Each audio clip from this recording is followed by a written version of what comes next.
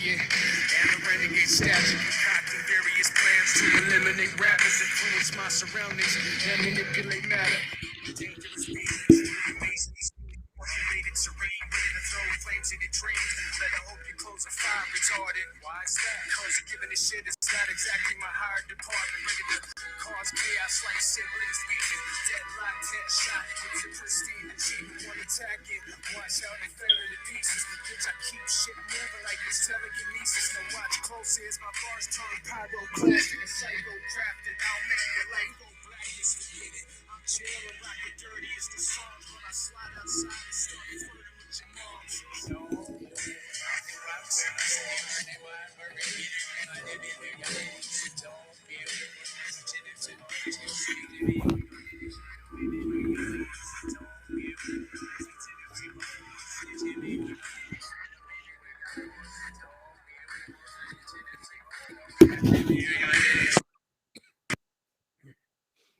That's it, I faded out. Y'all can parade around, dropping the same decaying sound. The greatest now before your waves ever came about. So break it down, step in the ring and never make it out. I've never stopped, only reason enough to teach your ears. Get a notebook and a pen, make sure you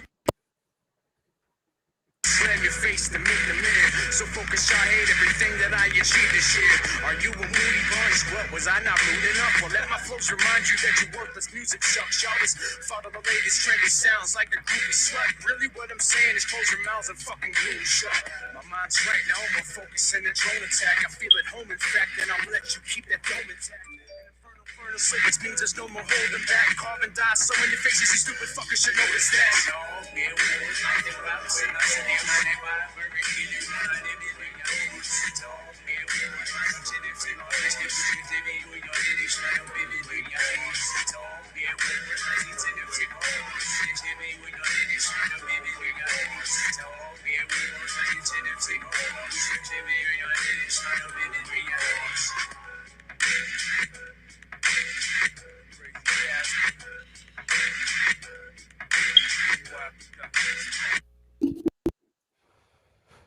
Well, Hawk Life, I'm back with another episode of the Chop It Up podcast, man. Got a special guest in the building today, KrayZ Kasper. You know what I'm What's saying? good, man? It's good, man. You just got finished listening to Untitled Title. Um, dope song, dope concept. Give me a bit of that. I would say like I want to say a rock, hip hop type of flavor. It's his own style. It's unique in his own way. So I'm curious to see how how creative you are in the studio. Let's talk about it. Let's talk about the creative process behind making that song, Untitled Title. Uh, with Untitled Title, that was actually just a throw together song, to be straight up. Um, I had a couple random verses that I wrote for some other shit that I ended up not using. Just decided to throw that together. The hook, I literally just, um, I mean, literally, even in the hook, you hear me just say throwaway bars. It's basically what they were. Uh, and the reverse shit is more or less me making fun of some local groups hook, and I just took the just kind of spit their bullshit out and then reversed it in a just a monotone. I don't, it just sounded stupid, but it worked out all together in the song, and it came together. You know what I mean? But I used to rock with a 6-man crew. And as far as it goes, I used to put some songs together just to get them motherfuckers heated to actually keep working, because they would drag their ass sometimes. Doing music for over 20 years. What are some of the lessons you learned on the process of making music? Uh, as far as it goes, I mean, I'd say obviously just do what you do. You know what I mean? Like putting on a character or whatever is only going to get you so far. Gimmicks die out quick. You know what I mean? As far as it goes, just doing what you do. I'm a cynical bastard. That's who I am. You know what I mean? So that's what I portray when I spit. I used to battle. I have a lot of aggressive type lines. That's just my style. I enjoy that. It's what it is. But as far as it goes, you know what I mean? It's in the creative process of shit. it pretty much just boils down to just what you feel in that moment. Me and a lot of my guys, we used to record, just come through, have them all basically sitting at the studio ready to go. We would just put a beat on and you start writing, and then we would just flip on something on the spot. There's a lot of good energy that revolves around that and that process, in my opinion. Um, Obviously, certain songs I think take more, but Absolutely. Let us know. Okay, you did a lot of futures. I had to yep. damn people.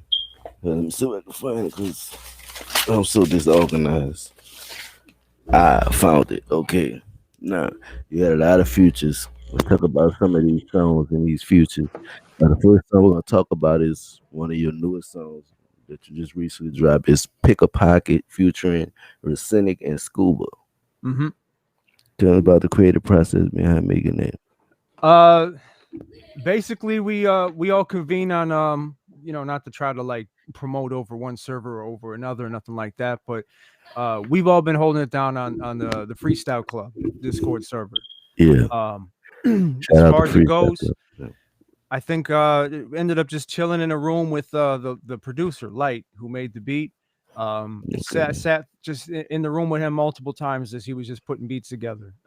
He eventually threw that on. He made it for somebody else. Eventually, basically, like, hey, we'd love to have you on it.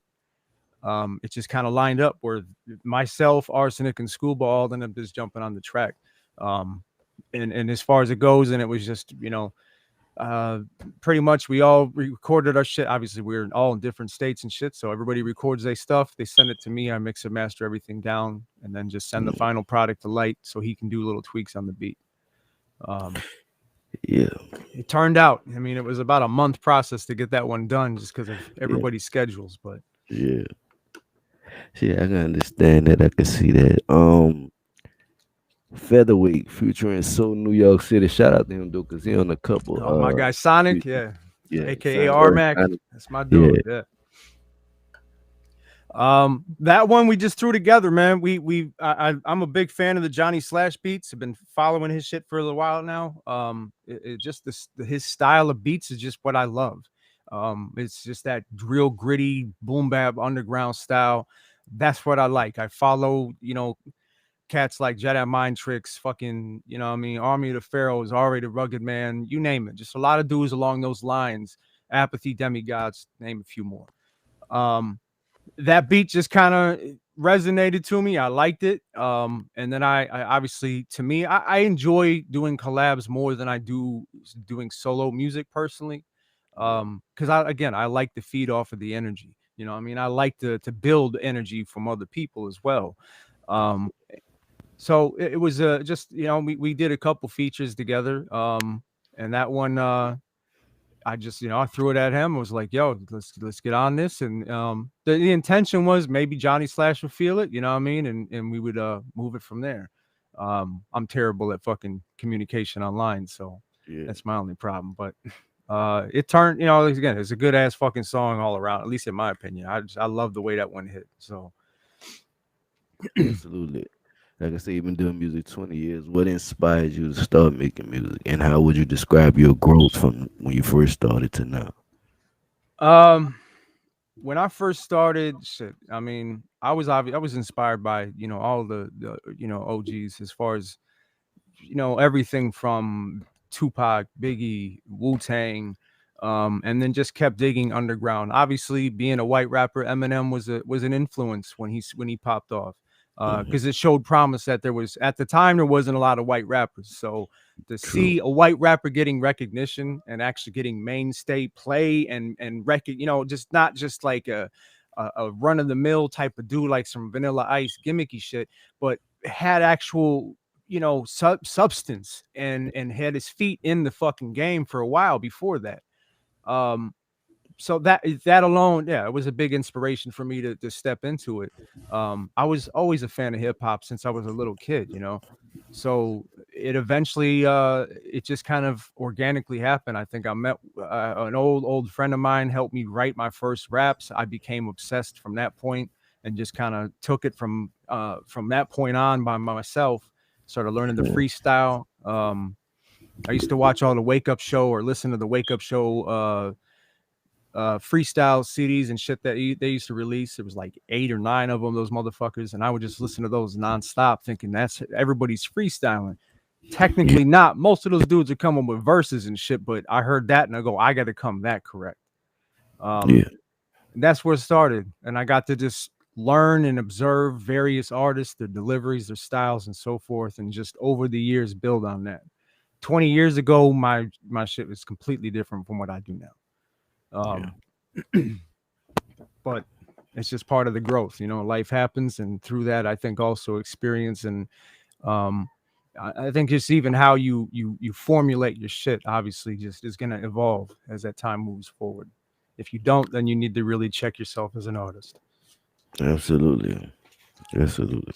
Should always be able to grow. Every day should be a growing process. I say that a lot, and it's definitely truth. Should always. Absolutely. Like the pick a Have you pocket heard? joint, I don't normally do kind of fast style or like this. It's not even a fast verse or nothing, but I don't normally rap or even write in that cadence. So as far as it goes, that was even a challenge for me in itself. So, anyways, to branch off of that is always a great learning opportunity. Absolutely. Um, Tell us about Chatterbox and the new focus. Uh, so let's see. It's way back.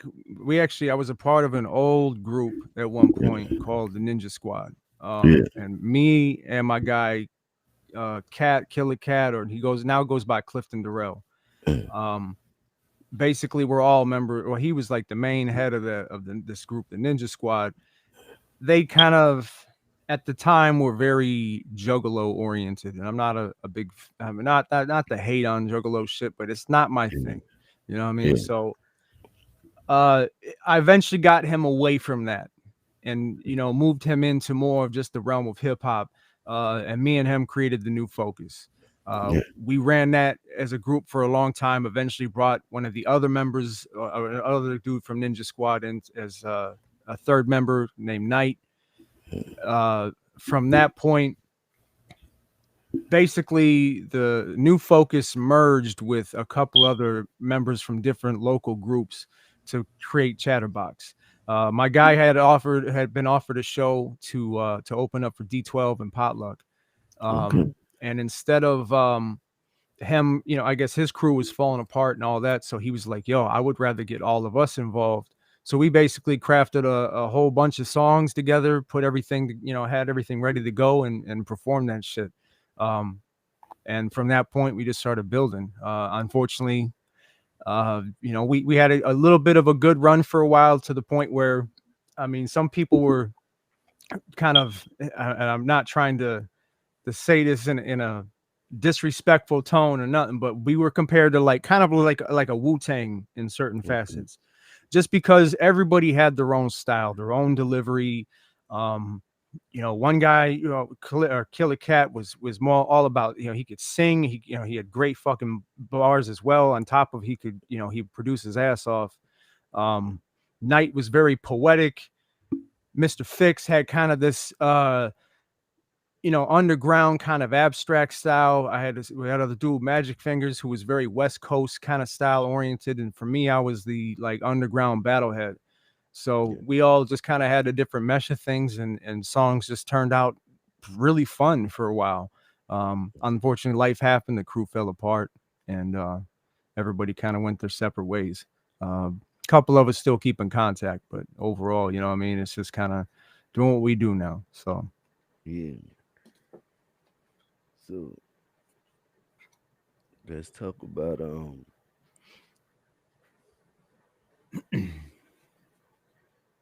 holding on.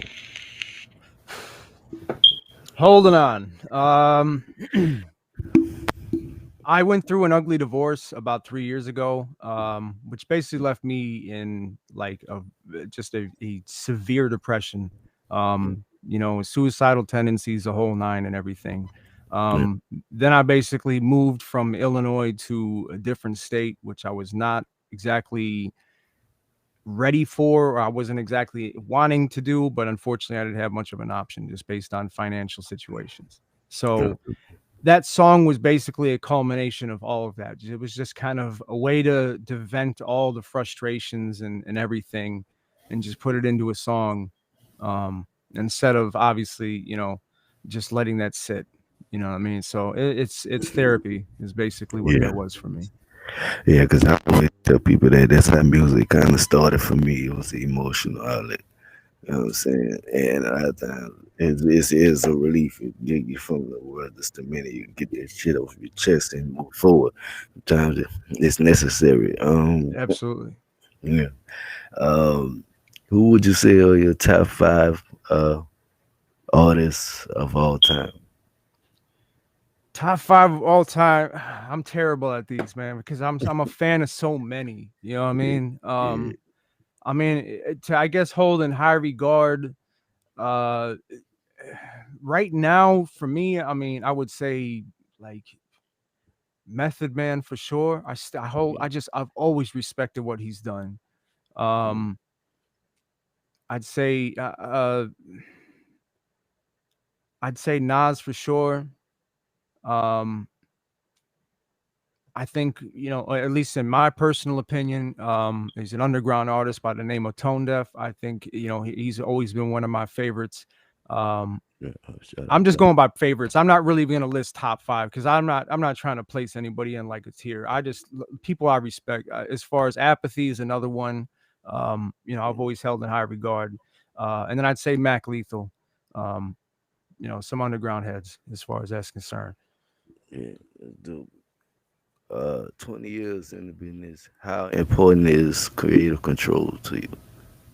Uh, I'm kind of I've always been the head, or not the head, but more or less kind of the one running the show on a lot of things. So I am kind of a control freak when it You comes to, getting shit done. I don't like going to studios. I created my own home studio setup just from that way I could record my own shit and just go at my own pace. I deal with anxiety shit, especially when you're in a studio. I yeah, hate wasting time. So when yeah. you can't get a verse or just a certain cut right, you know what I mean? You got to retake that over and over Oh and yeah. over again. Because I'm a perfectionist too. If I start to fuck up, I like, nope, start it over. You Mhm, only want to do that so long though before you start to burn the session out. mhm. So I was like, let me just handle it myself. Not to mention I don't have to spend a shit ton of money on studio time. I can do it I can figure out a way to do it on my own. And that's basically what I did. Um, Absolutely. and from there, yeah, I mean, most of the shit that Chatterbox put out, New Focus, a lot of the solo shit, even some of the collabs and shit that I do with various artists, usually I end up taking some sort of control over, such as, the mixing, the mastering, editing everything down, adding sound effects or whatever. I do the graphic design for it. Um, shit. I mean, I handled a lot of the shit, from old crews to even just what I do now. So Yeah. Yeah, I just got into the audio editing. Getting better at it, but I'm doing most of the editing on my music, video editing. I've always been pretty decent. I'm doing that. It's just a little bit of everything. I'm doing a little bit of everything right now, but at the same time, it's rewarding in the end. You can get these things accomplished and put out great music and great content. absolutely. And I mean, with what just what's available now, I mean, obviously you can go to a studio where you're paying somebody who really knows their shit to handle your stuff. But I mean, if you Mhm. can learn it, it's such a great opportunity. And to me, I'm not I don't try to be the biggest stickler about like the top fucking quality. For me, it's just, man, just make sure it sounds good at the end of the day. As long as people can enjoy it, that's all that really the fuck matters. Absolutely.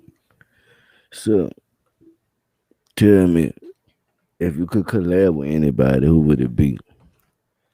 Uh, Probably some of the artists I've already named, to be honest with you, Yeah, man. Again, I mean, Apathy, Self-Titled, The Demigods, a lot of those Army of Pharaohs, which yeah, really covers a big line of artists. Um, there's quite a few, I could really I could name. yeah. And hopefully in due time I can, you know what I mean? But uh, it's Absolutely. just it's just doing what I do in the meantime. But yeah, I'd say definitely, like, I'd say for sure I've actually already done. It wasn't a legitimate collaboration, but as far as it goes, there was a contest that was put out. It was a Philly based contest, and it was put your song or your verse over a beat it included Ill Bill and Apathy, Yeah. for a Snow Goons album, and basically whoever won it was going to get a feature on the album. um, I didn't win it. They gave it to some local Philly guy. It is what it is. But I did have a chance to at least to spit a verse next to Apathy at one point. Um, yeah, but some of the other artists for sure, man. There's a lot of dudes that I respect out there that just I think would be fun to just work with, or just even just to be proud to say that you had your name next to them is dope. Yeah, absolutely. Um, has there ever been, like you say, you're a perfectionist? Has there ever been a time when you finished the project completely and you had second thoughts, or you was content with the finished product was? All the time, Mm, all the time. There's so many. I learned from a DJ I recorded one of my first songs with a long time ago. He was a pretty respected Chicago like dance and house DJ basically, but just working with him and recording shit, the one thing that I learned was, and he prefaced to me, he's like, don't obsess and don't spend too much time on the project. Get what you need done, and once you feel like it's good, leave it. Close it out and be done, because otherwise you're going to consistently go back and nitpick it and try to find something else. In certain situations, all right, maybe it's an old song, it doesn't sound great, you can go back and adjust the quality. Great. But otherwise, what I mean, leave it alone. Don't start rewriting your shit, whatever. Just move on to the next one, because otherwise you keep yourself tied up in just all the little details. absolutely. You go to nitpicking. You don't want good doing that. You'll be nitpicking all day. Absolutely. I do it all the time still, man. I listen to some old shit. I'm like, I fucking hate the way I said that. But it is what it is. Yeah, And you just got to move on from it. So definitely. Um, let the people know what social media platforms they can find you on. I'm basically everywhere. I don't ever post to Twitter or nothing like that, but I mean, you'll find me. I've got Facebook, fucking Instagram. Um, you find me SoundCloud, Reverb Nation. I'm on Spotify, Apple Music, YouTube, you name it, all under the same name, KrayZ Kasper, KrayZ Kasper. As far as it goes, yeah, I don't change the name for nothing. You'll find me the same where no matter what you search. Absolutely. What do you want? What message do you want your fans to take from your music? Just enjoy the music. That's really all it is. You know what I mean? If there's a message in it, cool. If not, if it's just sometimes it just put songs out that are just bars and just aggressive shit, whatever. Just Yeah, enjoy the just bars and just vibe. have fun with it. Yeah, just that's all it is, man. Just Yeah, have fun. As much as I sound like a serious dude, if y'all listen to a lot of my old shit, we clown around. Fuck, I even say that right. We clown more fucking yeah, often than we actually were serious in certain extents. yeah. Um, you got to learn how to just have fun with it, man. And if it's not fun, then don't fucking bother. I get it, putting on the serious face, and that's a whole part of the whole bar thing and everything. But just enjoy it. It's all it Yeah. is, man. It's a Absolutely. culture.